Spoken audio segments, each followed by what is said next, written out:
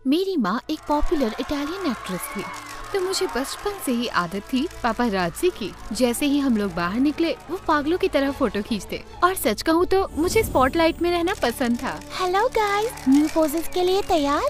मैं जानती थी कि मुझे एक्ट्रेस बनना है मॉम की तरह, तो हमेशा ऑडिशंस में जाने की जिद करती। जैसे ही मैं कैमरा के सामने जाती सब पागल हो जाते। मामा मिया वैलेंटीना, तुम पैदाइशी एक्टर हो। थोड़ा सच तो था ये। मॉम कहती थी कि मैं बचपन से ही बहुत नाटक करती थी, और जब मैं सेकंड क्लास में थी तो मैंने पूरे साल ऐसे नाटक किया कि मैं कोई फेमस सेलिब्रिटी हूँ जिसे सब लोग सीक्रेटली रिकॉर्ड कर रहे हैं। मेरी नेचुरल एक्टिंग स्किल्स की बदौलत 15 साल की होते होते मैं एक सक्सेसफुल एक्ट्रेस बन चुकी थी।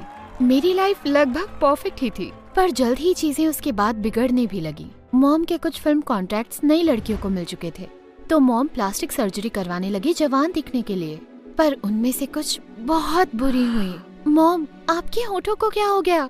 आप बतख जैसी लग रहे हो।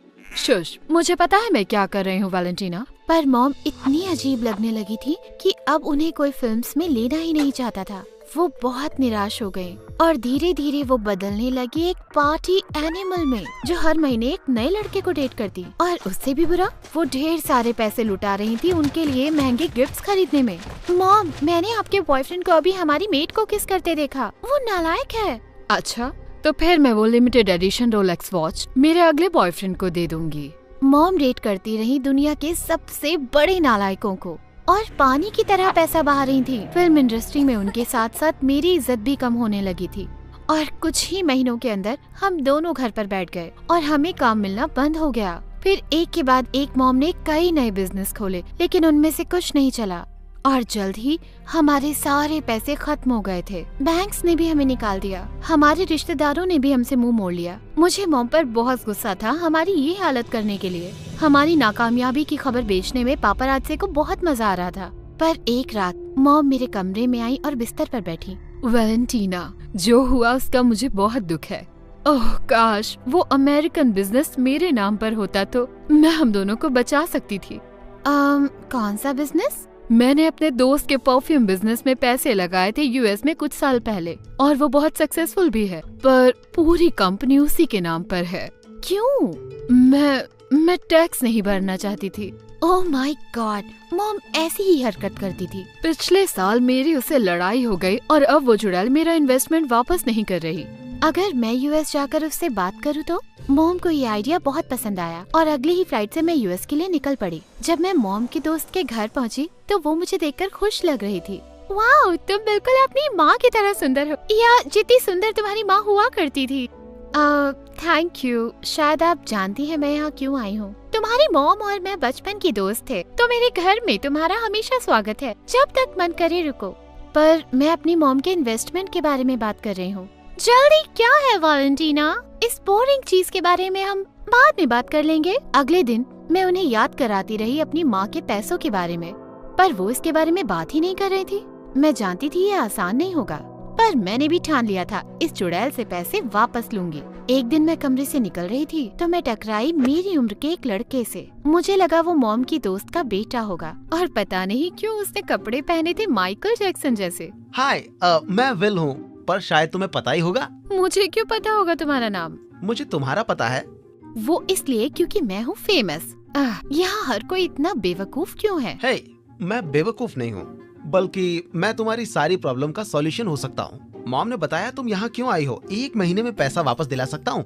मैं जो कहूँगा मॉम करेंगी, भरोसा करो।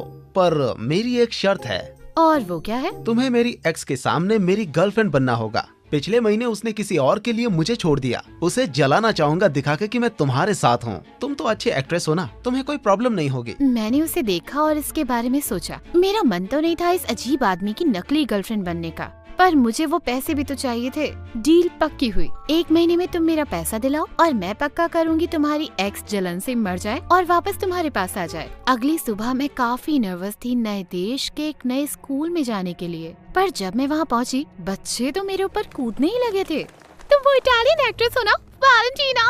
मैंने तुम्हारा एड देखा टॉयलेट क्लीनर वाला। तुम एक परी की तरह लग रही थी अपने कोमल हाथों से टॉयलेट साफ करते हुए। तभी एक लड़के ने अपनी टी शर्ट उतारी और कहा कि मैं उसे साइन करूं। अपने फैन के लिए इतना तो कर ही सकती थी, पर जल्दी लड़कों की लाइन लग गई। बड़ी सही थी यार ये जगह। पर तभी एक टीचर ने आकर कहा कि सब अपनी टी शर्ट वापस पहने। मूड खराब कर दिया। मैं विल को ढूंढ रही थी ताकि वो मुझे स्कूल घुमाए, पर वो तो गायब ही हो गया था। कुछ समय बाद वो मुझे मिला कैफेटेरिया के एक कॉर्नर में, और कोई लड़का उसे वहाँ धमका रहा था। उनके साथ एक सुंदर सी ब्लॉन्ड लड़की भी थी। उस लड़के ने अपनी जेब से एक पेपर निकाला और जोर से बोला, नमस्ते दोस्तों, आपका पसंदीदा एनिमेटेड कहानी चैनल माई स्टोरी एनिमेटेड अब हिंदी में। जी हाँ, अब आप अपने पसंदीदा MSA वीडियो हिंदी में देख सकते हैं। हर 2 दिन में एक नई वीडियो आपके लिए, तो इंतजार किस बात का, अभी सब्सक्राइब करें और जुड़े हमारे साथ। आपकी अपनी कहानियों का मजा अब हिंदी में, सिर्फ MSA हिंदी YouTube चैनल पर। अभी सब्सक्राइब करें।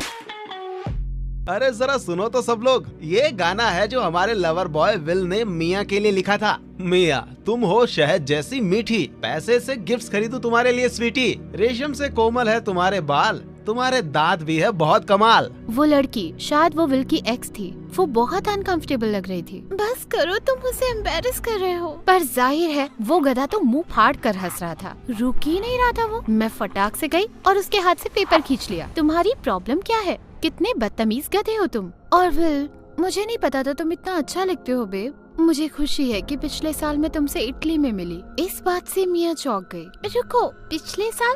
मतलब विल और मेरे डेट करने से पहले? फिक्र मत करो, हमने दोबारा बात शुरू करी तुम्हारे ब्रेकअप होने के 1 घंटे बाद। मिया गुस्से से लाल हो गई और अपने गधे बॉयफ्रेंड के साथ वहाँ से चली गई। वो तुमने देखा वो कितना जल रही थी? तुम सही हो यार। कुछ ऐसा बताओ जो मैं नहीं जानती। बाय द वे, वो गाना बहुत ही घटिया था। वादा करता हूँ अब उससे अच्छा लिखता हूँ। पहली बार मैंने विल को मुस्कुराते देखा और नोटिस किए उसके गाल के क्यूट डिम्पल्स। अगले दिन विल स्कूल में आया एक T-शर्ट पहने जिस पर मेरा चेहरा छपा हुआ था और बड़े बड़े अक्षरों में लिखा हुआ था शुगर बू। और लंच पर वो कैफेटेरिया की कुर्सी पर चढ़कर मुझे इशारों में बुलाने लगा। वैलेंटीना, तुम्हारी लाइफ का प्यार है यहाँ। यार, ये इतना एम्बैरेसिंग था। पर जब मैं उसे नीचे खींच रही थी, मिया आ गई तो मैंने विल का कॉलर पकड़ के उसे किस कर लिया। बेब, मैंने तुम्हें कितना मिस किया। पूरे 2 घंटे 34 मिनट और 23 सेकंड बीत चुके हैं तुम्हारा चेहरा देखे हुए। ओह मेरी शुगर बू, तुम्हें बहुत चोट लगी होगी स्वर्ग से गिरने पर। क्या आसपास कोई एयरपोर्ट है या फिर मेरा दिल उड़ान भर रहा है? अरे यार, ऑस्कर जीत सकता था ये ओवर एक्टिंग के लिए। बाद में उस दिन मैंने विल को कुछ टिप्स दिए कि कूल बॉयफ्रेंड कैसे बन सकते हैं। अब से ये अजीब पिकअप लाइंस और घटिया गाने बंद। पर मैंने ऑनलाइन पढ़ा है कि लड़कियां चाहती है कि लड़के उनके लिए गाने लिखे। हाँ, अगर वो गाने अच्छे लिखते हो, पर ये तुम नहीं कर सकते हो। तुम लेकर आओ मेरे लिए चॉकलेट्स और फूल। किस्मत से विल सीख बड़ी जल्दी जाता था। कुछ हफ्तों तक हमने नकली डेटिंग चालू रखी और सच कहूँ तो बड़ा मजा आया। एक दिन मैं उसे मॉल भी लेकर गई और एक पूरा मेकओवर दिया उसे। अगले दिन स्कूल में जब हम साथ निकले तो सबकी नजरें हम पर गड़ी हुई थी। विल को पॉपुलर बनना बहुत अच्छा लग रहा था, पर वो इडियट अब भी मिया पर अटका हुआ था। हमारी नकली डेटिंग काम कर रही है। मैंने आज मिया को हमारी ओर 17 बार देखते हुए देखा। कम ऑन, तुम अब भी मिया को डेट करना चाहते हो? मुझे नहीं लगता उसमें कुछ भी खास है। और तुम्हारे नए लुक्स के बाद तो कोई भी लड़की तुम्हें डेट करना चाहेगी। कोई भी लड़की? क्या तुम मुझे डेट करोगी? मतलब सच में? उसके सवाल से मैं चौंक गई। देखा, दिक्कत यह है कि तुम्हारी जिंदगी हमेशा परफेक्ट रही है। तुम्हें पता ही नहीं है कि कोई ठुकराए तो कैसा लगता है। मैं तुम्हें ठुकरा नहीं रही थी, और वैसे तुम ये जान लो कि मेरी जिंदगी बिल्कुल भी परफेक्ट नहीं है। मैं इस अनजान देश में आकर बैठी हूँ, अपने घर से मीलों दूर, क्योंकि मेरी माँ ने हमारे सारे पैसे उड़ा दिए और अब मुझे कोई मूवी में रोल भी नहीं देता है। पर पॉइंट ये है कि तुम मिया से बेहतर डिजर्व करते हो। शायद तुम सही हो। ठीक है, अब गुस्सा करना बंद करो, वरना तुम्हारी सुंदर शक्ल पर झुर्रियां आ जाएंगी। उसने प्यार से मेरा गाल पिंच किया और पता नहीं क्यों मेरे पेट में तितलियां उड़ने लगी। अजीब है। कुछ दिनों बाद मिया ने विल और मुझे दोनों को चौंका दिया जब उसने हमें अपने घर की पार्टी के लिए इनवाइट किया। विल जाने के लिए बेताब था तो मैंने भी हाँ कह दी। मिया ने पूरी क्लास को इनवाइट किया था। हमें डांस करने में बड़ा मजा आ रहा था कि अचानक एक स्लो गाना बजने लगा। विल ने मुझे पास खींचा और हम गाने पर धीरे धीरे झूमने लगे। मेरी धड़कन तेज हो गई थी और वो मेरी तरफ मुस्कुरा रहा था अपने प्यारे से डिम्पल्स के साथ। और अचानक उसने मुझे किस किया, और वो हमारी नकली वाली किस नहीं थी। ऐसा लग रहा था मेरे आसपास की दुनिया थम गई है। जब वो पीछे हुआ मेरी सांस रुक चुकी थी और वो भी थोड़ा हिला हुआ सा लग रहा था। मिया ने हमें किस करते हुए देखा। मुझे यकीन है कि वो जलन से मर रही होगी। अरे वो यहाँ पर आ रही है, शांत रहना विल। ओह, तो ये किस मिया के लिए थी? मुझे बुरा नहीं लगना चाहिए था पर लग रहा था। वेल, मुझे जरा तुमसे कुछ बात करनी थी। उसने तुरंत मुझे छोड़ा और मिया के पीछे चला गया और मैं खड़ी रही एक इडियट की तरह। जब आधे घंटे तक विल वापस नहीं आया तो मैं उसे ढूंढने निकली और देखा वो किचन में बर्तन धो रहा था। विल, ये क्या कर रहे हो तुम? इसके लिए मुझे अकेला छोड़ दिया? एक्चुअली मिया की मेड नहीं आई तो उसने मुझसे मदद मांगी और पता है क्या, उसने कहा वो सोचेगी मेरे बारे में वापस आने के लिए। क्या? अचानक ढेर सारे बच्चे किचन में आ गए मिया के बॉयफ्रेंड के साथ और वो फोन पर विल को रिकॉर्ड करने लगा। यही जगह है तुम्हारी लूजर, अगले हफ्ते मेरी पार्टी में आओगे, 50 रुपए दूंगा तुम्हें बर्तन धोने के। सारे बच्चे हंसने लगे और तभी वहाँ पर मिया भी आ गई। बस करो सब लोग, मैंने विल से मदद मांगी थी, वो अच्छा दोस्त है मेरा। पर विल ने कुछ भी नहीं कहा। उसने अपना एप्रिन उतारा और वहाँ से चला गया। मैंने भी वहाँ से जाने का फैसला किया पर तभी मिया ने मेरा हाथ पकड़ा।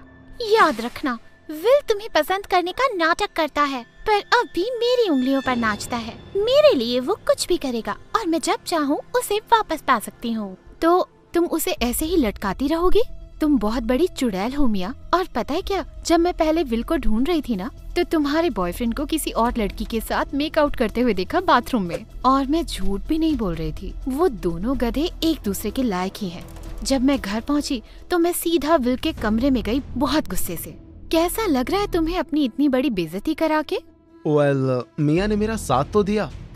बस करो, तुम्हें सच में लगता है कि वो तुम्हारे पास वापस आना चाहती है? वो तुम्हें उल्लू बना रही है। तुम अंधे हो क्या? पर तुम्हें क्या प्रॉब्लम है? तुम नहीं चाहती कि मैं और मिया वापस एक हो जाएं और तुम अपने पैसे लेकर वापस चली जाओ? तुम पर तरस आता है विल। खुद जानो कि तुम किस लायक हो और थोड़ी कदर खुद की करना शुरू करो। वेल, अपनी लाइफ कैसे जीनी है इस पर मैंने तुमसे कोई लेक्चर नहीं मांगा है। ठीक है, जो मन में आए वो करो। डेट करो मिया को, शादी करो, जो करना है करो, मुझे कोई फर्क नहीं पड़ता। मैंने जोर से दरवाजा बंद किया और अपने कमरे में चली गई। इडियट। अगले दिन मैं विल के साथ लंच पर बैठी भी नहीं और मुझे और गुस्सा आ गया जब देखा मिया उसके पास जा रही है। वेल, मैंने ब्रेकअप कर लिया अपने बॉयफ्रेंड से। वो मुझ पर चीट कर रहा था और मैं ही बेवकूफ थी जिसे एहसास नहीं हुआ कि तुम कितने अमेजिंग हो। हम वापस साथ हो जाएं। मैं जानती हूँ तुम्हें मेरी फिक्र है। वेल, अब मुझे तुम्हारी उतनी फिक्र नहीं रही। थक चुका हूँ तुम्हारा बैकअप प्लान बनके मिया। तुम्हारी लाइफ के लिए गुड लक, लेकिन मुझे तुम में कोई इंटरेस्ट नहीं। मिया के होश उड़ गए थे और विल बस वहाँ से चला गया। ये था अमेजिंग। उस दिन जब मैं घर पहुँची तो देखा विल मेरे रूम में खड़ा है, अपने हाथ में एक लिफाफा लिए। तुमने अपनी डील पूरी करी, अब मेरी बारी है।